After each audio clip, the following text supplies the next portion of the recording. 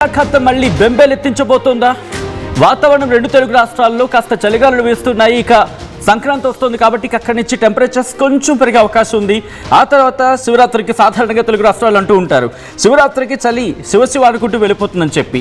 ఇటువంటి కాంటెక్స్లో ఇప్పుడు బంగాళాఖాతంలో అల్పపీడనం ఏర్పడింది. అవును, మీరు విన్నది నేనన్నది అక్షరాల నిజం.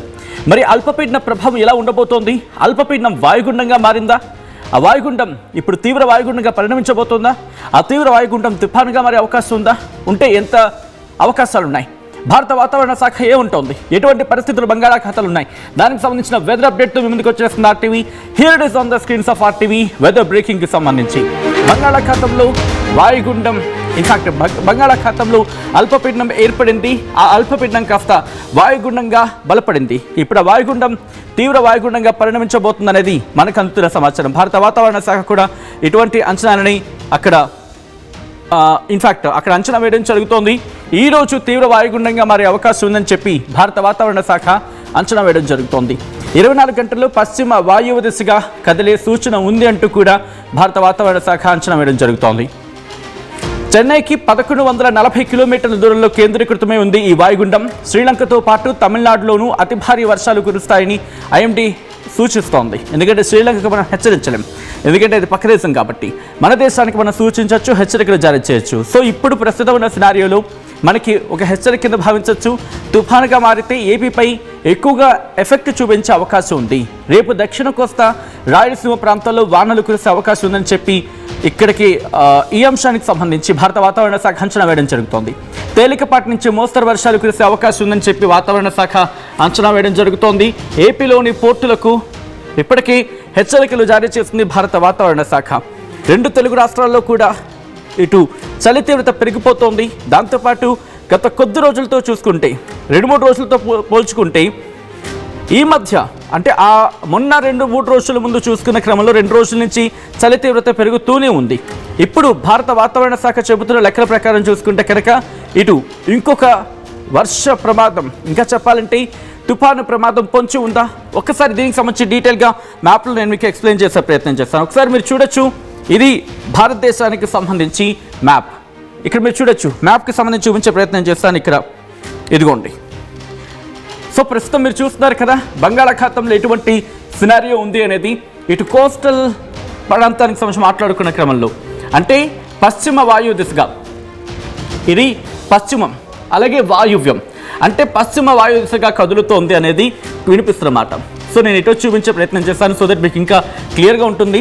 పశ్చిమ వాయు దిశగా అంటే ఇటువైపు ఇలా మూవ్ ఆన్ అయ్యే అవకాశం ఉంది, ఇటువైపు కదిలే అవకాశం ఉంది అనేది మనకు అర్థమవుతోంది ఇటు విండి సాయంత్రం చూసినప్పుడు. సో ఇక్కడి నుంచి నేను ఒకసారి మన భారత వాతావరణ శాఖ మ్యాప్ని చూపించే ప్రయత్నం చేస్తాను, సో దట్ మనకి క్లియర్ ఐడియా వచ్చే అవకాశం ఉంటుంది. ఇదిగోండి, భారత వాతావరణ శాఖ చెబుతున్న మాట ఇది. ఈ మ్యాప్ని మీరు చూసే ప్రయత్నం చేస్తే కనుక ఇగో ఇక్కడ మనకి క్లియర్గా ఉంది, చూడొచ్చు. ఇప్పటికీ దీని ప్రభావం శ్రీలంక మీద మనకు కనిపిస్తోంది. ఆ ప్రభావాన్ని మీరు కూడా పరిశీలించవచ్చు.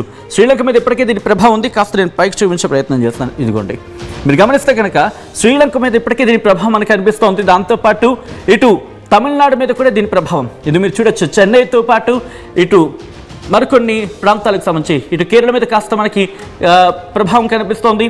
దాంతోపాటు ఇటు రాయలసీమలోని కొన్ని ప్రాంతాలకు ఇప్పటికి దీని ప్రభావం మనకి కాస్త కొంచెంగా ఇది మీరు చూడొచ్చు. ఇదిగోండి, రాయలసీమలోని కొన్ని ప్రాంతాల్లో కడప, కర్నూలు, అనంతపురం, అలాగే చిత్తూరు, ఈ ప్రాంతాల మీద దీని ప్రభావం మనకి కాస్త కనిపిస్తోంది ఇక్కడ.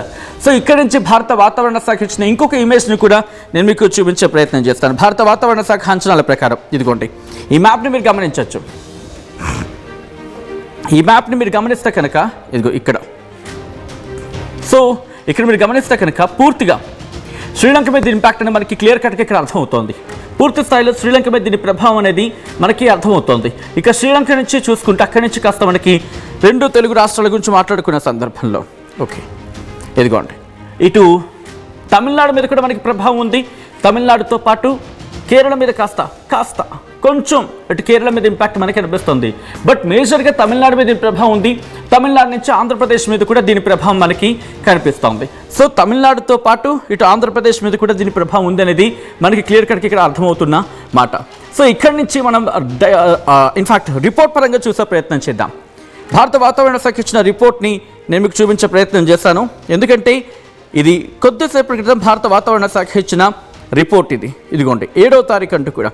ఇన్ఫ్యాక్ట్ నిన్న ఇచ్చిన రిపోర్ట్ ఇది. సో ఈ రిపోర్ట్ ప్రకారం మీరు గమనిస్తే కనుక depression over south east bay of Bengal and joining east equatorial Indian Ocean అంటూ కూడా చెప్పుకొచ్చిన సందర్భం.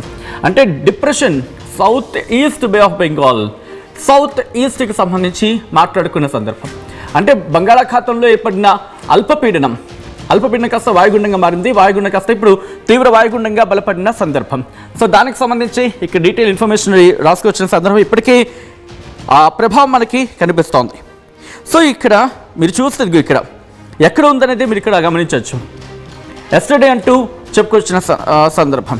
ఓకే, ఇదిగోండి yesterday's well marked low pressure area over south east bay of Bengal and joining east equatorial Indian Ocean concentrated into a depression at 8:30 hours Indian standard time.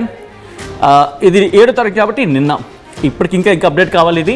And 7th January 2026 లే centred over the same region అంటూ కూడా ఎక్కడుంది 790 కిలోమీటర్లు. Okay, first ఇక్కడ నుంచి చూసే ప్రయత్నం చేద్దాం. 740 కిలోమీటర్లు ఎక్కడికి? శ్రీలంకకు సంబంధించి. శ్రీలంకకు 740 కిలోమీటర్ల దూరంలో ఉంది.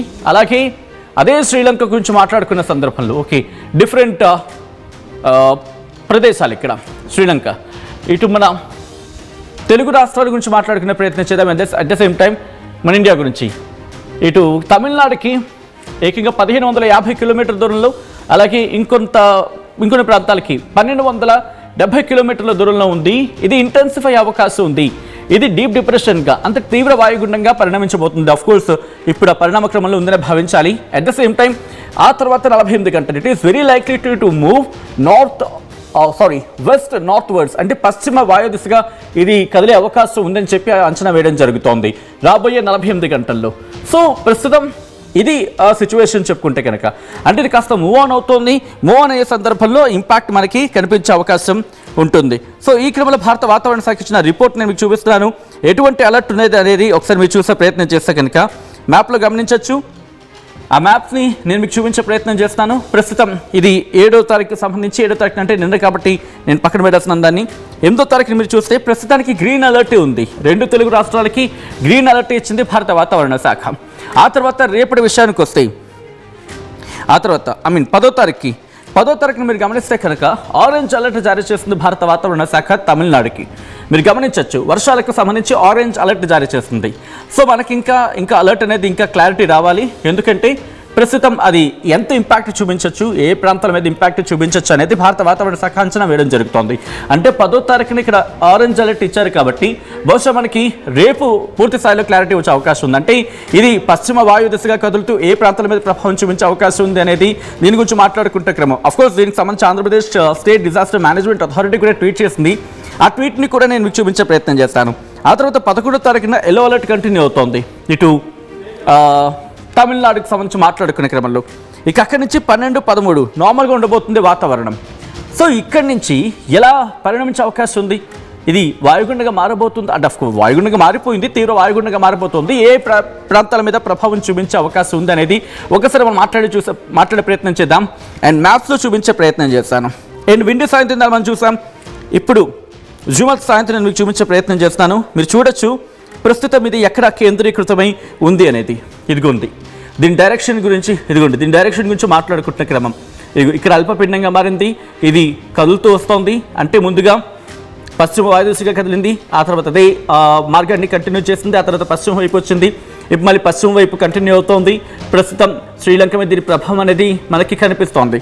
సో ఈ క్రమంలో టైం ఆన్ చేస్తున్నాం, చూద్దాం ఇది ఎలా ముందుకు వెళ్ళబోతుంది అనేది ఒకసారి చూసే ప్రయత్నం చేద్దాం. అంటే చాలా నెమ్మదిగా కదులుతోంది అనేది మనకి దీని ద్వారా అర్థమవుతోంది. ఇది బహుశా రేపటికి ఇది కాస్త మరింత ముందుకు వచ్చే అవకాశం ఉంది. రేపు రాత్రికి ఇది చెన్నైకో లేకపోతే ఓకే శ్రీలంక దగ్గర ప్రస్తుతం కేంద్రీకృతం కాబోతోంది. ఇది రేపటి వరకు కూడా ఇన్ఫ్యాక్ట్ చెప్పాలంటే రేపు ఉదయానికి సంబంధించి మాట్లాడుకున్నా కూడా ఇది చెన్నైకి తీరానికి దగ్గర రాబోతోంది. ఉదయం కావచ్చు లేకపోతే రేపు మధ్యాహ్నానికి. ఇదిగోండి ఇక్కడ జస్ట్ పాజ్ చేస్తున్నాను. చూస్తే కనుక రేపు రాత్రికి ఇది చెన్నైని తాకబోతోంది, తీరాన్ని తాకే అవకాశం ఉంది. ఒకవేళ తీవ్ర తుఫాన్గా మారితే కనుక ఒక్కసారి జూమ్ చేస్తాను సో దట్ ఇంకా మీకు క్లియర్గా ఉంటుంది. చెన్నైని తీరాన్ని తాకబోతోంది. రేపు రాత్రికి చెన్నై తీరాన్ని తాకే అవకాశం ఉందని చెప్పి మనం భావించవచ్చు. ఒకసారి ఇదిగో మీరు గమనిస్తే కనుక ఇదిగోండి, ఇది రేపు రాత్రికి చెన్నై తీరాన్ని తాకే అవకాశం ఉంది.